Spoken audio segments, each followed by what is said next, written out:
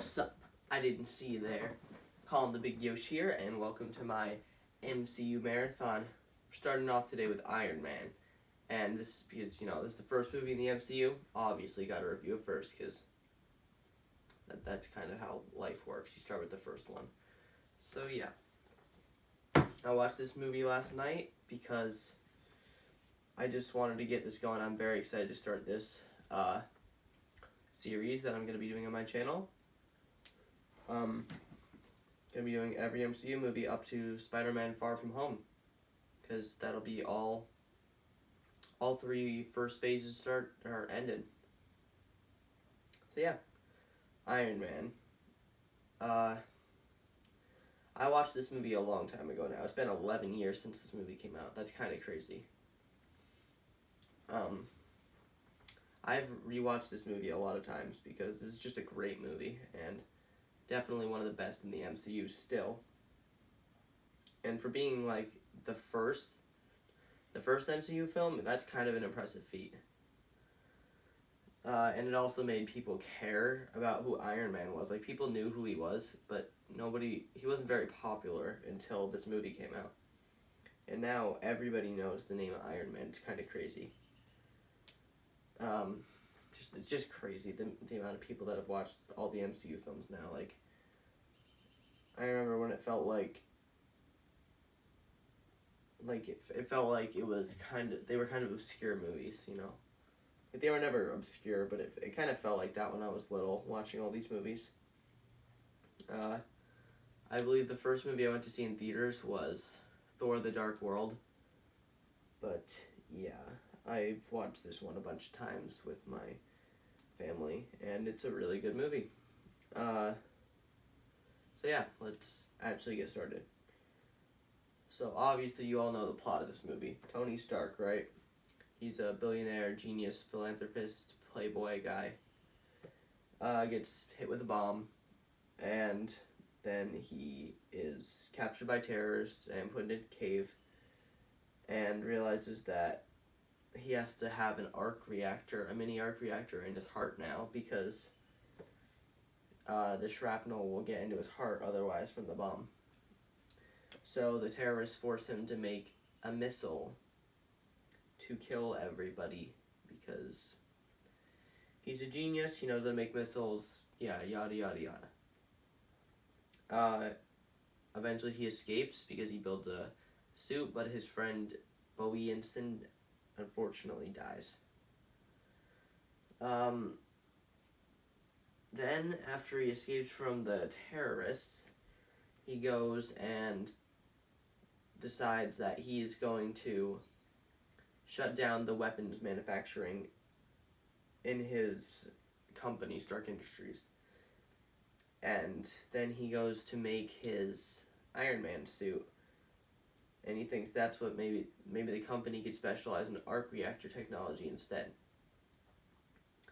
So yeah, eventually he realizes that his partner, Obadiah Stane, who has been running the company alongside him for a while, has been dealing illegal weapons underneath the table with the terrorists that actually captured him, and that he paid to have Tony captured in the first place.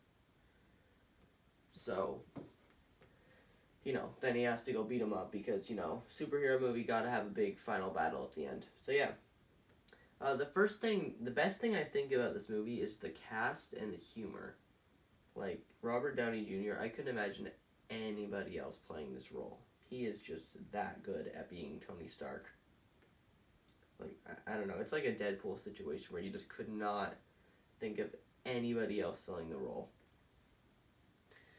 Then you have people like Terrence Howard.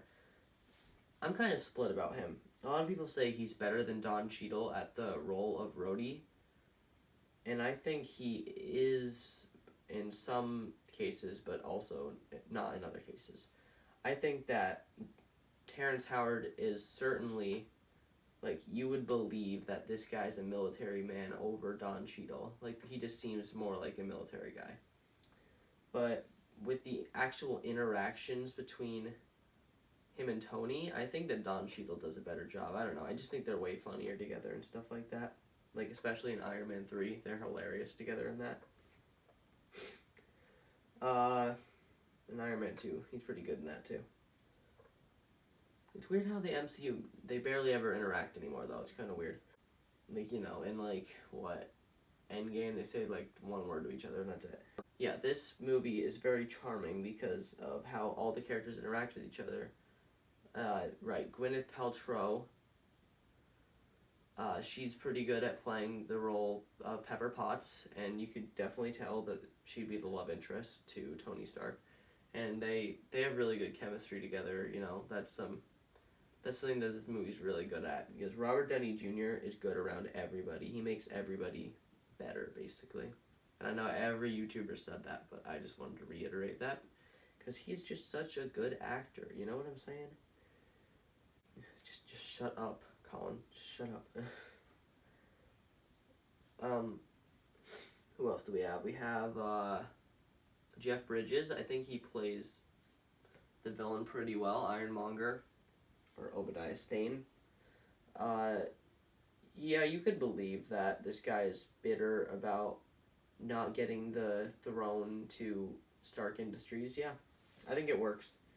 And it's not like the best villain template, but I think it worked. I think it was pretty good.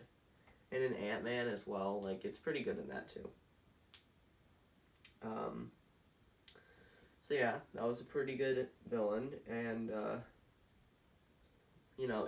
he don't really feel his motivations. Like, he wants to be founder of the company, but then he also just gets power driven, and then he just starts killing people for no reason. Like, he just goes crazy, basically.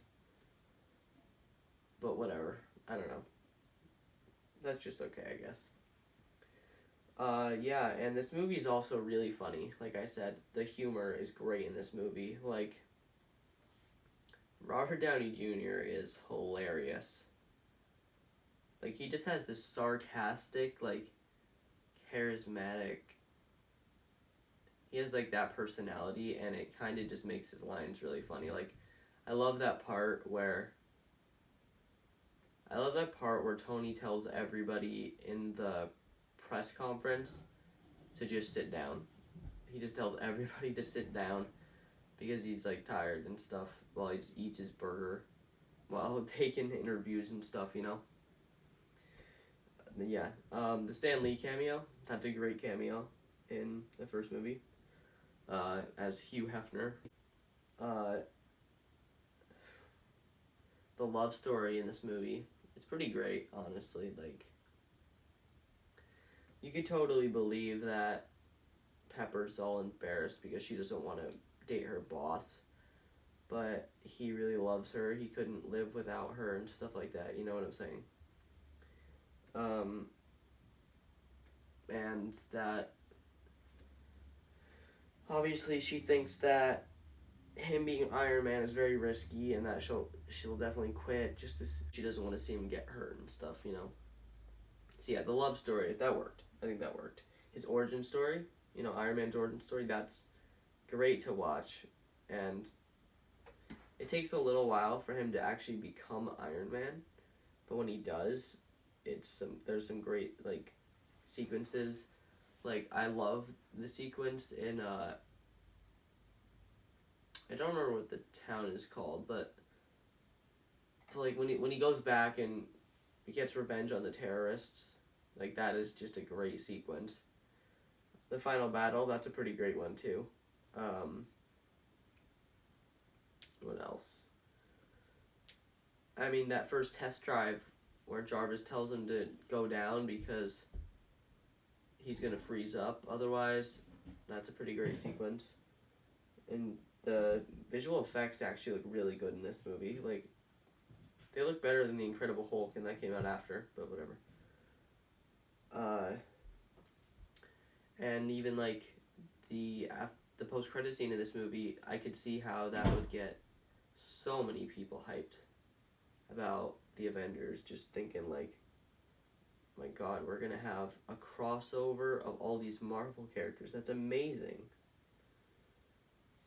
So, yeah, I'd say that pretty much wraps up my review of Iron Man 1. Yeah.